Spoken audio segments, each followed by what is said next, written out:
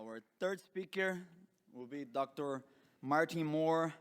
Dr. Mohr is the owner of Mohr Vet and Mohr Vet Research, a veterinary consulting and research business located in southwestern Minnesota.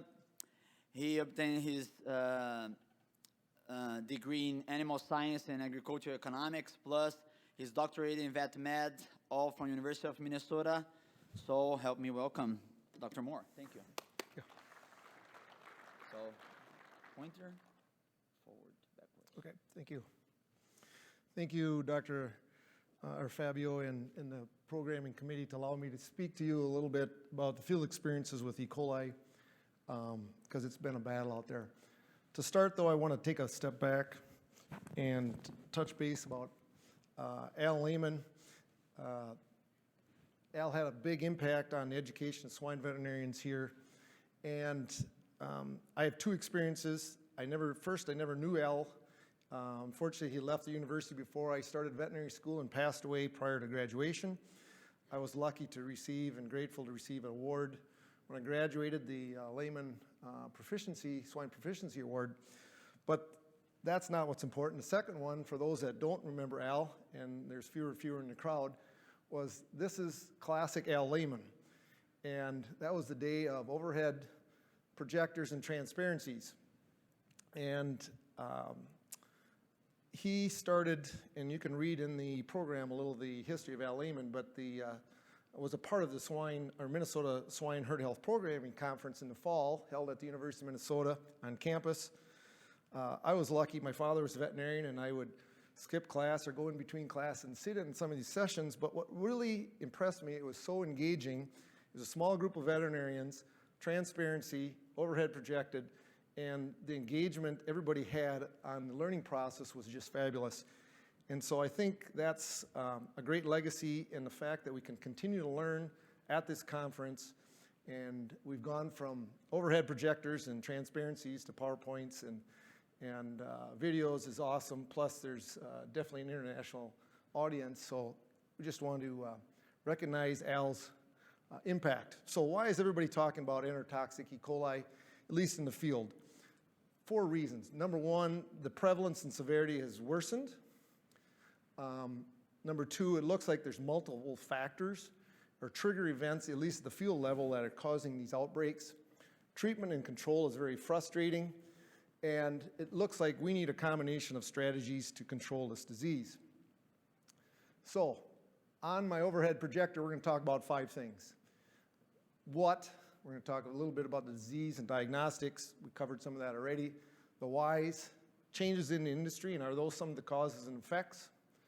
Third, observations I'm seeing in the field and others. Fourth, a few clinical cases to make the point. And 5th, possible solutions. Okay, so we see this, I call it the 3 Ds of toxic E. coli: dehydration, death, and diarrhea. What's really interesting is we're starting to see, due to the number of toxins secreted, the ataxia or neurological impact from the toxins. And so that's what we see in these pigs, acutely onset, all ages of nursery pigs, and we'll see a variety of high mortality and morbidity rates. We're not going to go into the details, but we're getting the reports back from the lab, not only F18, and we'll focus on that today, but we got multiple toxins affecting. Obviously, we talked about it earlier. I want to focus just on K8 and F18. So those are the Fimbria adhesion factors, and then also the enterotoxins. To be clear, if we get the Shiga toxin, that's called a edema disease. That's not what we're going to touch base on today. So number 2, the whys. Why are we seeing this more often? Wean age has changed a lot in the industry, and that's good. That's a good thing. So we've got an older pig. We're still commingling pigs, and there's multiple sources going into these large sites as the sites have gotten bigger. And so the co-infections from individual sow farm sources, I think, is one driver that we really need to dig into and sort out when we're looking at the flows of the pigs. Number 2, single source flows have not solved the problems. We still got large fill times, large barns, and age spread, and feed budgeting becomes a challenge on those sites. 2, transportation and truck wash challenges. Pigs are moved a long ways. There's obviously stress with movement, especially in Minnesota, South Dakota, the Midwest. We not only have hot days, but we have really cold days, leading to changes that affect average daily feed intake, which I want to stress, I think is a big driver of why we're seeing some of the E. coli outbreaks also. And 3, cleaning trailers is tough. There's contamination and exposure opportunities as we move these pigs. Another change that's occurred in the industry is just a change of the type of housing we're using. We moved from nursery barns to wean to finished barns, double stock these barns and expect these pigs not to get sick. Flooring types are obviously moved from plastic and wire to more cement, and we're not consistent on heating zones of those barns. Feeding strategies have changed for the better, but that drives feed intake. So here's real world examples. Okay, we put the feeder boards down to make these pigs comfortable, but we're terrible at pig comfort and temperature. Boom, we got an E. coli outbreak. Sounds simple, but these are real world challenges. Second, we might get the feeder board right and the temperature and the zone heating right, but we double stop and triple stock these buildings. So guess what? We got E. coli problems. But these are real world production challenges that we have to work with in the field every day. Another point, changes in the animal health industry. If you look at our reports we've got, this is a Minnesota report, we've got antibiotic resistance. This is a problem. We need to work on this, and this is a problem. I was thinking about one of the comments from the conversations about losing antibiotics. I think we already lost our antibiotics. We just didn't know that. That's already happened to us. Second, obviously PRRS challenges affect feed intake, especially the very viremic strains. And then finally, the game changer, I think, that's affecting feed intake is the rotavirus B and C coming from sow farms. And so when we commingle pigs with severe B and C problems, which we can't control at sow farm, that's setting that gut up for failure, leading to E. coli problems.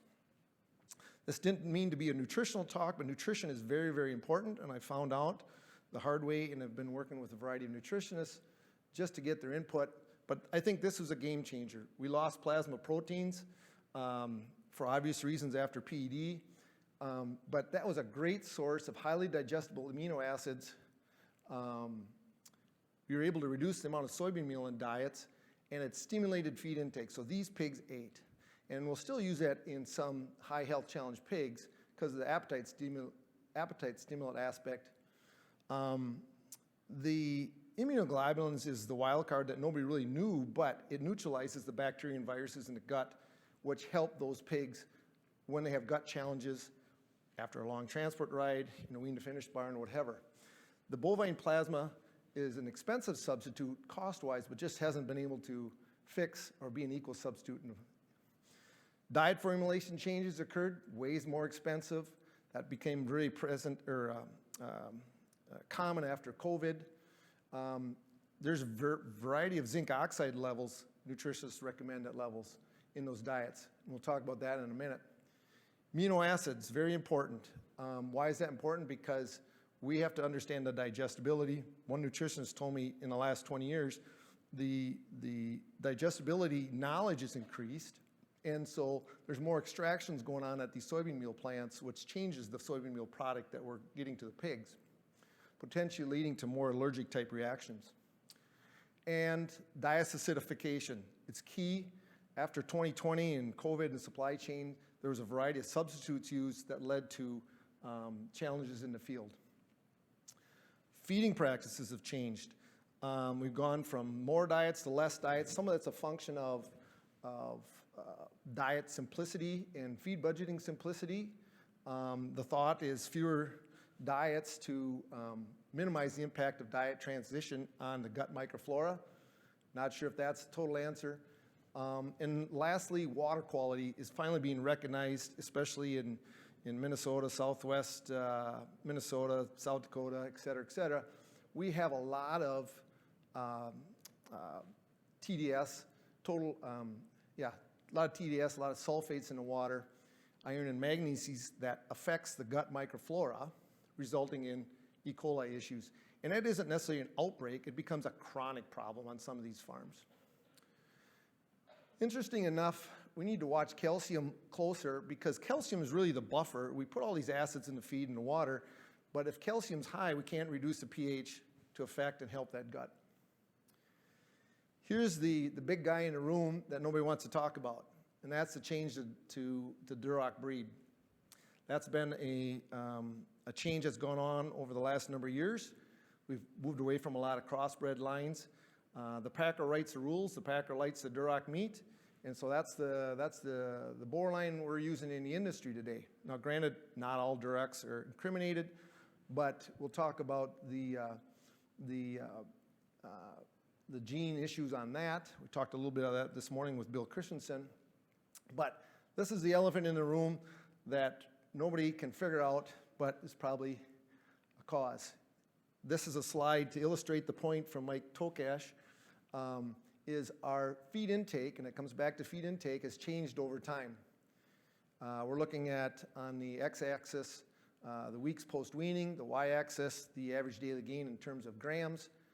Our genetics in 1995 or so had more gain in intake early post-weaning than our genetics today.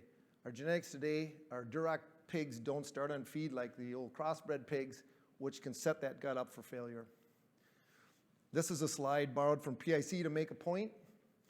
We talk about feed intake. This is feed intake records per day. So which one are we going to use?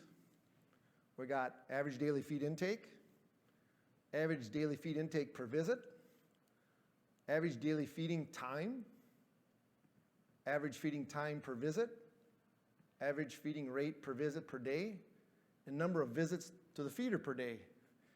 That's really interesting, when I'll show you the next slide, is different, now this is a slide on pure lines, but to illustrate the point, different boar lines have different feeding times or visits to that feeder over time. That's a big deal when we're trying to make sure that gut microflora is set up for success. A few other observations in the field, we see it. Most practitioners, it's definitely a watery diarrhea. We get the scalding of the skin and the rectal area, which is pretty frustrating. And what's also something to think about is there's tremendous amount of shed and spread of these organisms, this loose stool on the flooring types, which creates a big challenge for future groups. Once you get some of these sites dirty with the infection, it's really hard to not have subsequent outbreaks of the disease. Treatment's very frustrating. As you'll see, you'll have normal pigs, and then you've got these pigs in the corner that are succumbing to this E. coli or struggle with it and just fail to perform, resulting in morbidity and mortality rates. Another point, observations in the field, pretty straightforward. You've got the watery, blood-tinged diarrhea that is classic on physical exam or post-mortem exam, I should say. You may see some stomach ulceration if you open the stomachs because they're not eating. You get eyelid edema and dehydration. Okay, let's shift to a couple cases to illustrate a point of how multifactorial this condition is and the frustrations we're seeing. So we're going to go to farm 1. I'm going to call this one the amoxicillin overdose. And we're going to talk about different factors. So they're on high doses of amoxicillin for the first 7 days. I'm going to incriminate that as the cause. I think that was an example of how too many antibiotics will upset the gut microflora and lead to problems. Now, truth be known, they do a poor job of transitioning diets. They're PRRS unstable pigs, and we're bad at sanitation. But as soon as in this example, as we adjusted this overdose of antibiotics, things got better. Did it get perfect? No, but this is an example we really got to look at other antibiotics changing that gut microflora. Second farm, farm number 2, is an example of reducing zinc by choice, and we'll talk about zinc in a minute. Went to 1,500 parts per million, that'd be on the N2 diet, Duroc line. Duroc 2 would be a different genetic company. I got them number 1, 2, and 3, so different genetics. High health pigs. Interesting enough, we vaccinate those pigs with commercial available E. coli on the udders and in the water, and we have them in a new barn. But when we transition to a diet we have outbreaks of E. coli. No single solution. We thought we were doing everything right. Farm number 3, I'm going to call the lactose overdose with no fiber. Lactose is a great source of sugar. It's important for growth performance, but too much of a good thing is bad. These are crossbred animals, not Durocs. No fiber in the diet, being fed 25 grams of Mecadox, and an old pig at weaning, so we can't blame it on wean age. Farm number 4, we're going to call it a double stocking wet-dry feeder example. This flow of pigs, we double stock a lot, and we'll move them to grow finish a little bit early, but they go on to wet-dry feeders. Found out the hard way, if we still have lactose in N3 diet, we're going to have outbreaks of F18 even on 25 grams of Mecadox. Yeah, you could argue that's not enough Mecadox, but these pigs were also individually oraled, vaccinated. So each pig was vaccinated orally at weaning to ensure they got the dose. We'll talk about that, but this F18, and I'll allude it to right now, that receptor is open there for life. So I think we did well in early nursery phases, but as soon as we set up that gut for failure with a lot of sugar in the water and those wet dry feeders, we have outbreaks. So until we change the flow in the diets, that flow was kind of ugly for a long time. Fifth example is commingling. The point being is we got to look at all source farms that we commingle together.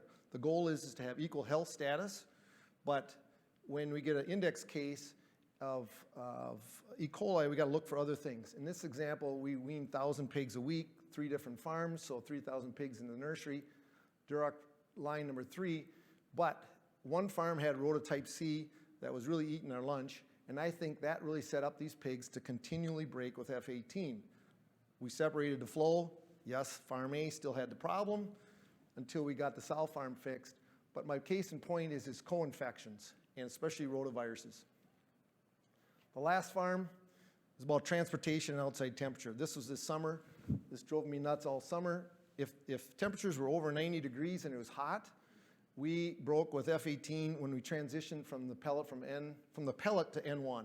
It was literally happening within the first 3 to 5 days post-weaning, irregardless of use of antibiotics, Danagard, CTC, et cetera. 22-day-old pig. So my point being is this is the Rubik's Cube. There's no one solution solving this. These are real-world examples where you need to really dig in to find out other possible interactions. Potential solutions, I want to draw this point out. Mike Tokish did a great paper. It's in the ASV of 2021, outlining zinc and the role of zinc. I want to touch base on that, but this may go away. The European Union is going to ban zinc. Why zinc? Zinc was supposed to be the answer to antibiotic resistance. It's got great antibacterial properties. It prevents the attachment of E. coli. I think that's a great factor or a feature. Improves feed intake, and it interestingly inhibits the proliferation and activation of these mast cells in the gut. So when we're feeding soybean meal, hopefully we're limiting the allergic reaction. And it's also important for gut development. However, in the European Union, they're banning it because of 3 things. Antimicrobial resistant, especially the MRSA, the pollution, because it's directly excreted, and 3, they're worried about toxicity. So general recommendations for zinc oxide, but we need to look at zinc oxide as a very important solution. Diet and water pH. Why is this important? Because lowering the pH lowers the proliferation of this microflora, E. coli in the stomach and the small intestine, and also lowering the pH improves the digestibility. How do you use it? Medium chain and short chain fatty acids, and then also with water acidification. Now, the nutritionists tell me the veterinarians think that water acidification is doing a great deal, makes us feel good. I think at the bottom line, it helps us clean the biofilm out of the water lines. Nutritionists feel it really helps impact nutrient and protein digestibility. Fiber.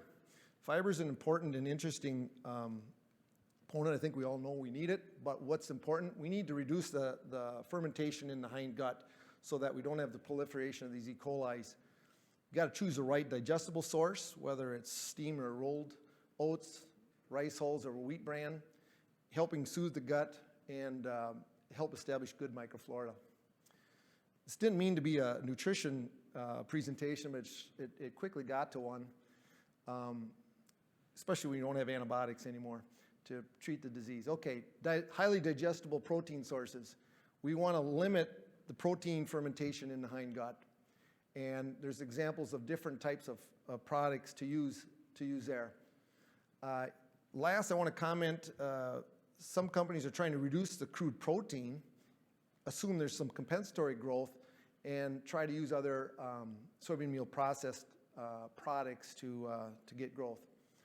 I think this is a huge potential that we need to really think about, especially on batch farming farms, is creep feeding.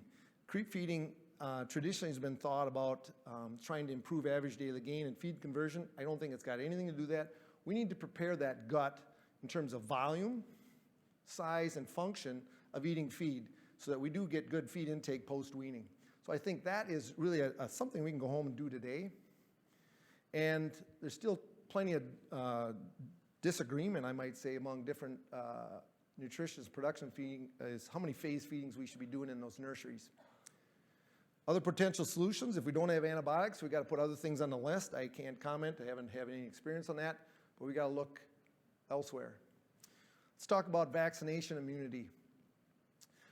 Right now, it's my understanding, the vaccine approach orally is to really competitively exclude or bind to those receptor binder sites to prevent infection. We're dependent on secretory IgA, and that is totally dependent on the vaccine dose we're giving them. Folks that are frustrated in the field will give multiple doses, and so it's not necessarily about the amount of antibody, it's about continually binding those receptor sites. We're not getting any CMI or cell-mediated immunity.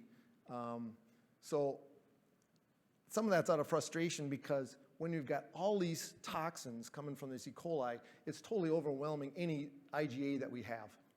So in summary, I think we've got to look for, there's a huge need for figuring out maternal antibody tests to figure out the colonization and the vaccination timing we need, whether it's in the sow or the piglet or both, because we don't know what's helpful and what's hurtful.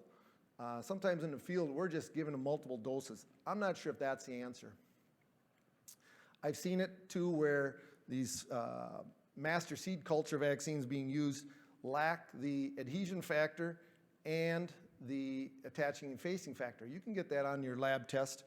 And so we think we're vaccinating pigs that have the positive factors to attach, and here we're just giving them natural E. coli and creating problems. So that's a quality control issue.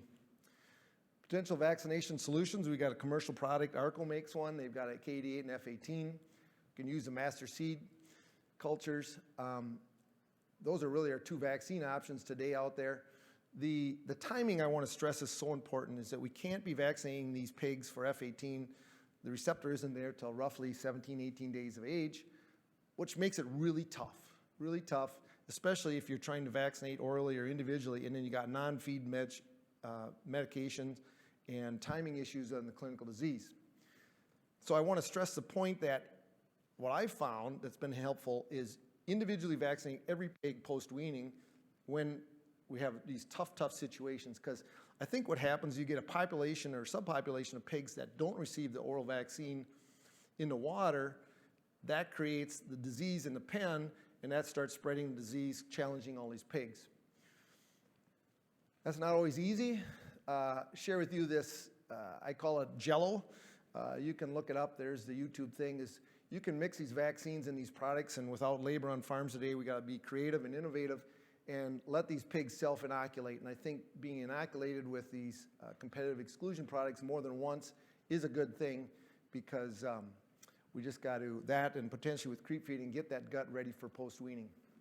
Potential management solutions, it's a long laundry list. I want to stress just a couple. Increasing weanage is a good thing. That's an okay thing. Number two, dig into source farms when you're commingling. There's something else going on, we got to look. Work on stress management. Feeder space and water space is very important, especially in double-stocked wean to finish barns. because it's all about getting those pigs to eat, especially these Durocs. I'm not sure it's the answer, but our sick pen management is in these pens when they're secreting lots of E. coli. Identify those pigs quickly, get them in the sick pen so that they're not continually shed within the general population and challenging those pigs. And get the fecal oral transmission minimized by getting those feeder boards out if you have a clinical outbreak. Wash those feeder pans, clean daily, weekly, because sometimes those pellets and gruel diets have a lot of sugars in there. Okay? Water solutions, we can go on and on. I just put it up there to think about. I'm not an expert in there. Check your water, see what secondary impact you have. Work with your nutritionist. Sanitation, important. Pre-soak, clean the room. Hot water is critical. Disinfect, so on and so forth. What's new in this whitewashing concept that we used in PED days is becoming very common.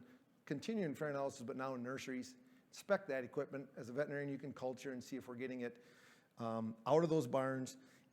In summary, I think as we continue to vaccinate those pigs, those barns and facilities get less and less of a dose of the toxigenic, and I really believe the non-toxigenic cultures eventually take over the environment. Okay, elephant in the room is the antibiotic resistance. This is a problem. You saw the antimicrobial susceptibility test. We don't have a lot of choices. We need more research, ASAP. Not sure how we're going to get it. Somebody's got to lead that charge. Second point, I want to point out, carbadox, there's some interesting data. It's not routinely tested in a microdilution test. If I understand that right with the labs, it's too complicated and too hard. It originally came out in the Kirby-Bauer method. However, if you talk to Fibro, they can send it to the research lab, but E. coli is still very, very sensitive. Their F18 isolates are still 100% susceptible. We have that tool yet in our toolbox. I find it very helpful in not only the salmonellas, the dysenteries, the E. coli, but you got to get the dose right. And I'll point this out. This is Iowa State. I realize this is a Minnesota thing, but they have their antibiotic susceptibility test. What I want to point out is this is for all E. coli isolates. If I'm studying this right, 85% of the isolates are still susceptible at the 2 micrograms per milliliter dose, which is the way to think about it, it's my understanding, is 25 grams per ton. If you feed 50 grams per ton, you're really going to have a higher dose, and we have every reason to believe that that should still work. Genetics. Still got the elephant in the room. This DR2 marker is a receptor gene for E. coli. This gene, we need a recessive gene from both the parent, the boar and the sow, to make sure that offspring is resistant to enterotoxic E. coli. Genetic lines, the Duroc genetic lines vary markedly versus the crossbred. In other words, these crossbred boars had a lot more of the DR2 gene than the Duroc lines. So it's going to be a long time to make these changes genetically if we expect this only to be a genetic shift. So in summary, on Al's overhead projector today, we've got this Rubik's Cube of multiple management, feed and water, immunology, antibiotics and antibiotic resistance, and genetic factors driving what's going on in the field for enterotoxic E. coli. It's complicated. About the time you think you got the Rubik's Cube solved, something switches. It's an ongoing challenge.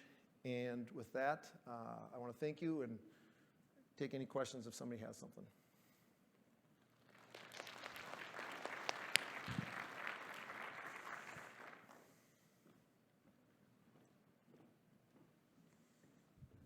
Wonderful presentation. Thank you, Dr. Mohr. And we have time for one question. The gentleman here.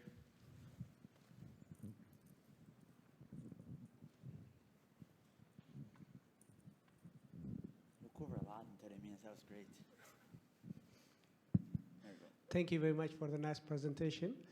In one of your recommendations, you said creep feeding would be good for post-weaning management. Mm-hmm. But the problem is that not all pigs eat creep feed. We did some trial at the University of Saskatchewan in Canada, and only around 40 to 45 pigs were eating.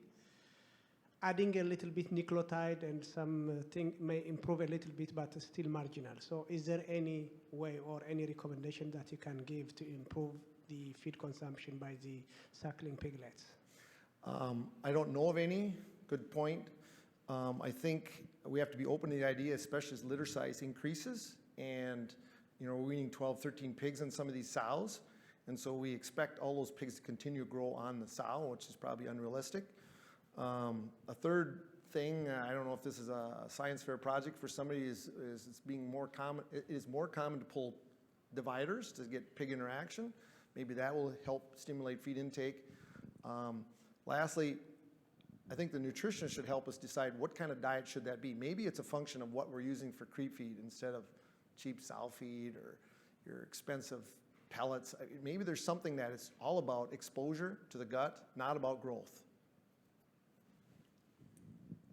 Okay, I think it's 3 o'clock or past 3, so we're finishing our session here. A round of applause again to Dr. Martin Mohr.